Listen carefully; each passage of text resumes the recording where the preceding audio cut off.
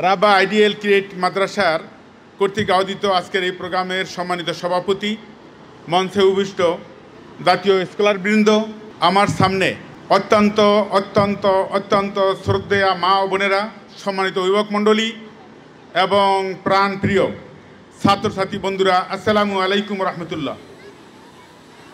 সম্মানিত মা ও বোনেরা, প্রিয় অভিভাবক ভাইয়েরা, আপনাদের কাছে শুকরিয়া জ্ঞাপন করছি এই কারণে, আল্লাহ রাসূলের হাদিস, মান লাম ইয়াশকুরিন নাস লাম ইয়াশকুরিল্লাহ।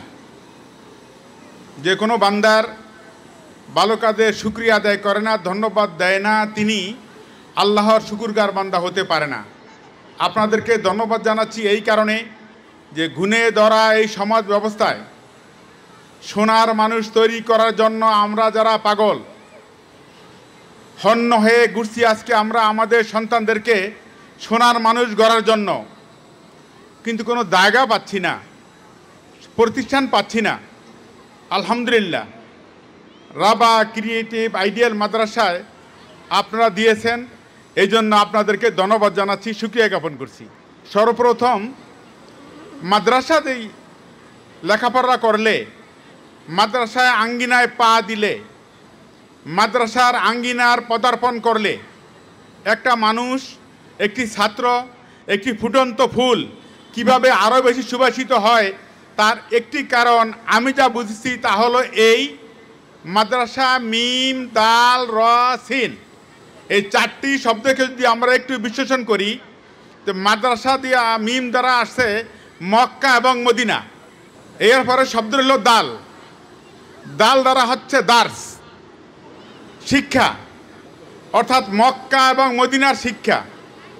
যেই সন্তান, যেই অভিভাবক, যেই জাতি মক্কা এবং মদিনার শিক্ষা গ্রহণ করবে, মক্কা এবং মদিনার দার্স গ্রহণ করবে, তাদের জন্য পুরস্কার স্বরূপ প্রথম পাবে রতে রহমত, তারপরে সিনতে সাকিনা, অর্থাৎ যারা মক্কা এবং মদিনার দার্স তথা শিক্ষা গ্রহণ করতে চায়, শিক্ষা গ্রহণ করার জন্য মাদ্রাসার আঙ্গিনায় পদার্পণ করে, মাদ্রাসাকে সহযোগিতা করে, মাদ্রাসার সাথে ভালোবাসা রাখে, তাদের উপরে আল্লাহ তাআলার পক্ষ থেকে রহমত এবং সাকিনা বর্ষণ হতে থাকে।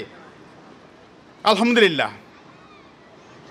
সম্মানিত অভিভাবক মণ্ডলী, আমি আগে বলেছি এই সোনার বাংলাকে গড়তে হলে সোনার মানুষ দরকার। ব্রিটিশ আমল থেকে আরম্ভ করে এই পর্যন্ত আমরা সবাই চেয়েছি শান্তি, সবাই চেয়েছি আমার সন্তান আমরা সোনার মানুষে পরিণত হয়ে দেশ গর্ব, জাতি গর্ব, সমাজ গর্ব এবং পরকালীন মুক্তি পাব। কিন্তু অনেক ক্ষেত্রেই আমাদের এই আশায় গুরুবালি হচ্ছে। তার কারণটা কি? আমাদের বেশি দূরে যাওয়ার দরকার নেই। আপনারা কি ভুলে গেছেন সে পুলিশ কর্মকর্তা সন্তান ঐশী নামক 13-14 বছরের একটি মেয়ে তথাকথিত শিক্ষায় শিক্ষিত হয়ে তার তথাকথিত সে উন্নত সমাজে নিজেরকে বিলিয়ে দিয়ে যে আদর্শ গ্রহণ করেছে, পুলিশ কর্মকর্তা যখন দেখেছে, তার স্ত্রী যখন দেখেছে যে তার মেয়ে তো পথভ্রষ্ট হয়ে গেছে, যখন মেয়ের ওই কাজে বাধা দিয়েছে, আপনারা সবাই জানেন 13-14 বছরের বয়সী সে ঐশী পিতা মাতাকে কিভাবে নির্মমভাবে হত্যা করেছে। ঐশী তো আইয়ামে জাহিলিয়াত যুগের সন্তান ছিল না। ঐশী তো এদেশের, এই সমাজের সেই তথাকথিত উন্নত শিক্ষায় শিক্ষিত হয়ে তার মা বাপকে শান্তি দেওয়ার কথা ছিল, জাতিকে শান্তি দেওয়ার কথা ছিল, সোনার মানুষ হওয়ার কথা ছিল। কিন্তু ঐশীর বাবা মা যে শিক্ষা তাকে শিক্ষিত করেছে, যে আদর্শ তাকে শিখিয়েছে, ঐশীকে সোনার মানুষের পরিবর্তে এই সমাজের সবচেয়ে নরকীট হিসাবে ঐশী গড়ে উঠেছে। আমরা কি চাই আমাদের সন্তানরা ঐশীর মতো এমন হোক, কেউই আমরা চাই না।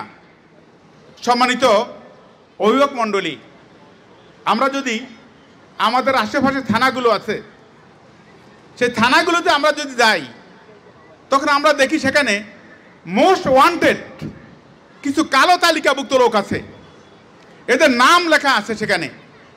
কে কি অপরাধে অভিযুক্ত, তাকে কিভাবে ধরা যায়, সে তার অবস্থানটা কি সমাজে, তাদের সুন্দর একটা তালিকা আছে। আপনারা দেখবেন আলহামদুলিল্লাহ আলহামদুলিল্লাহ আলহামদুলিল্লাহ, ওই তালিকাগুলোতে কোনো মাদ্রাসার ছাত্র, মাদ্রাসা থেকে যারা লেখাপড়া করেছে, তাওহীদি শিক্ষা দ্বারা শিক্ষিত হয়েছে, তাদের নাম সেখানে পাওয়া যাবে না। আমি এই জন্য আপনাদেরকে ধন্যবাদ জানাচ্ছি। মহান রবের নিকটে আপনাদের আশাকে পরিপূর্ণরূপে কবুল করে আপনাদের সন্তানগুলো, আপনাদের এই ফুটন্ত ফুলগুলো আরও সুবাসিত হয়ে সামনে অগ্রসর হবে, জাতিকে পথের দিশা দিবে, পথ হারা জাতিকে সঠিক পথের পথ দেখাবে। এই সন্তানরা ঘুমিয়ে আছে শিশুর পিতা সব শিশুরই অন্তরে।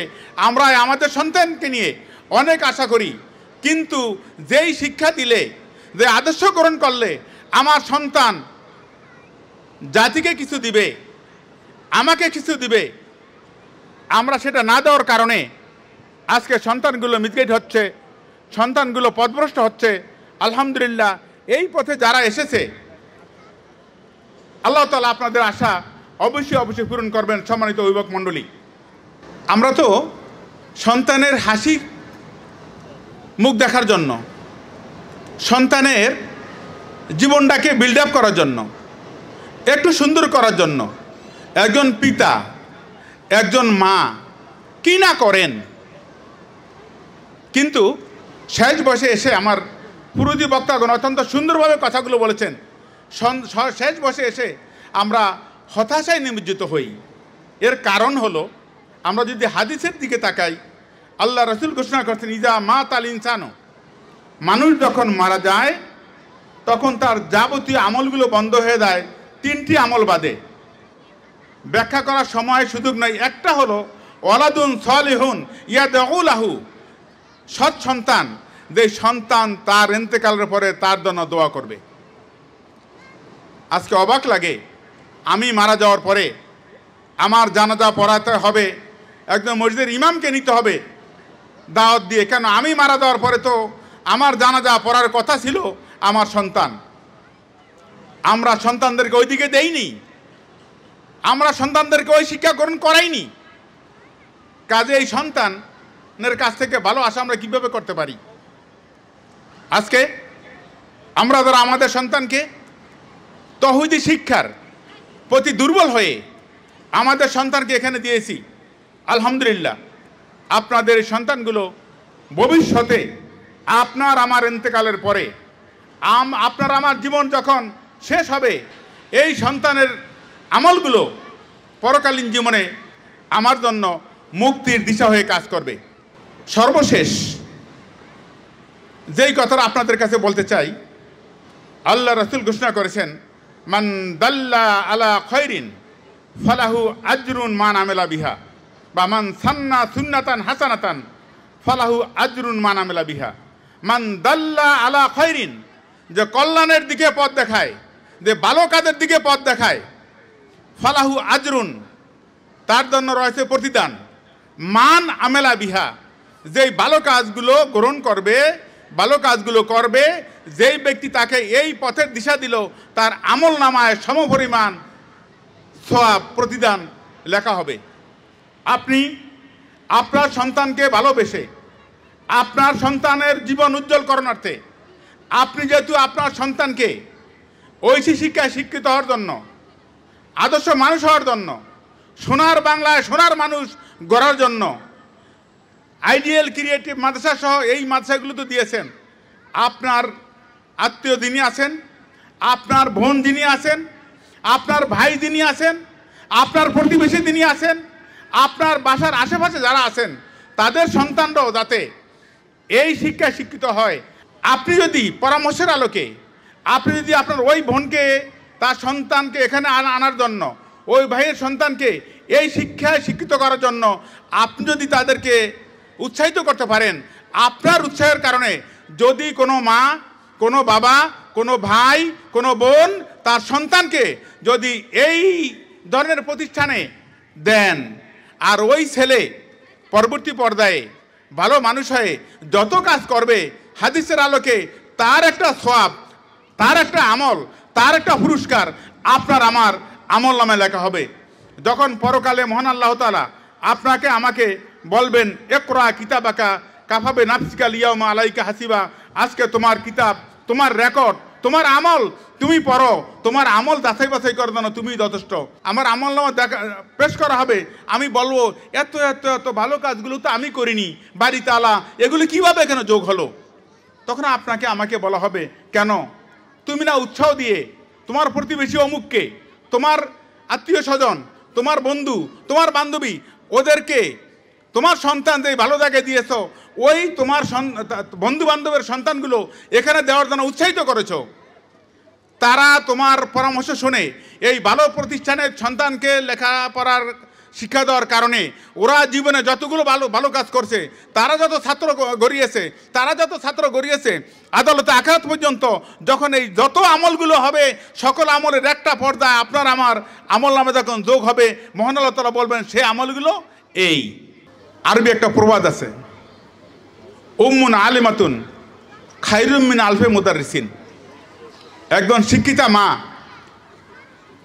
1000 মুদাররিস থেকে, 1000 শিক্ষক থেকে, আদর্শবান শিক্ষক থেকে উত্তম। এখানে আমার মায়েরা যারা আছেন এবং ছোট্ট ছোট্ট ছাত্র ছাত্রীরা যারা আছেন, আপনারা ভালো মানুষ হোক, আপনার সন্তানগুলো ফুটন্ত গোলাপের মতো সুবাসিত হোক। আইডিয়াল মাদ্রাসায় তাদের এই কার্যক্রমকে সুন্দরভাবে পরিচালনা করার জন্য যেই আশাবাদ ব্যক্ত করে আপনাদের সন্তানগুলো আমানত স্বরূপ, নেয়ামত স্বরূপ, আমানত স্বরূপ আইডিয়ালের কর্তৃপক্ষের কাছে দিয়েছেন, আইডিয়ালের কর্তৃপক্ষকে আমি অনুরোধ করব, ওনাদের কাছে আশা করব, আমাদের এই মা বোনদের এই আশা যেন হতাশায় নিমজ্জিত না হয়। আপনাদের চেষ্টা, আপনাদের কর্মতৎপরতা, আমাদের সম্মানিত শিক্ষক মণ্ডলীর আমল, সম্মানিত শিক্ষক মণ্ডলীর তার তৎপরতার মাধ্যমে এই ফুটন্ত গোলাপগুলো আরও সুবাসিত হবে। আইডিএল কর্তৃপক্ষ এই ধরনের ভূমিকা রাখবেন, এই আশাবাদ ব্যক্ত করেই আমি আমার আলোচনা শেষ করছি। আসসালামু আলাইকুম ওয়া রাহমাতুল্লাহি তাআলা ওয়া বারাকাতুহু।